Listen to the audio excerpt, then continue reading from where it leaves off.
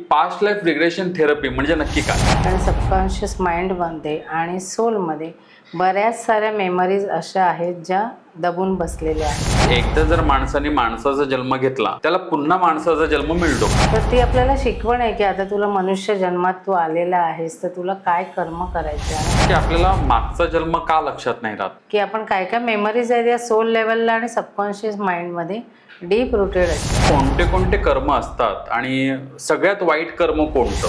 कर्म कुठल्याही स्वरूपात कधीही तुम्हाला रिटर्न येऊ शकते. मॅडम ह्या सगळ्यांचा हिशोब म्हणजे कुठेतरी ठेवलेला असतो. थेरपीमध्ये ज्या वेळेला ती व्यक्ती स्वतः जाते पास्ट लाईफमध्ये तर जस्ट लाईक एखादा स्क्रीनवरती मूवी बघतोय असंच तिला वाटत असतं. बरोबर. वैज्ञानिक दृष्टिकोनातून बघितलं तर पास्ट लाईफ नक्की आहे का? काय हे स्पिरिच्युअल आहे? एखादा क्वेश्चन आपण मेडिटेशनमध्ये घेऊन बसलो तर त्याचे आन्सर्स आपल्याला मेडिटेशनमध्ये मिळतात. सोल कॉन्ट्रॅक्ट म्हणजे नक्की काय? पण सुनेचा सोल हायर लेवलला जाऊन विचार करतो. ओके. सोलची एनर्जी थोडी चेंज होते. ज्यावेळेला पास्ट लाईफ आपण चेक करतो तेव्हा आपल्याला आपण डेथ पण दाखवतो. कोणी कोणी पास्ट लाईफ थेरपी केली पाहिजे? तर आपण ज्यावेळेला कुंडली बघतो ती या लाईफची बघतो.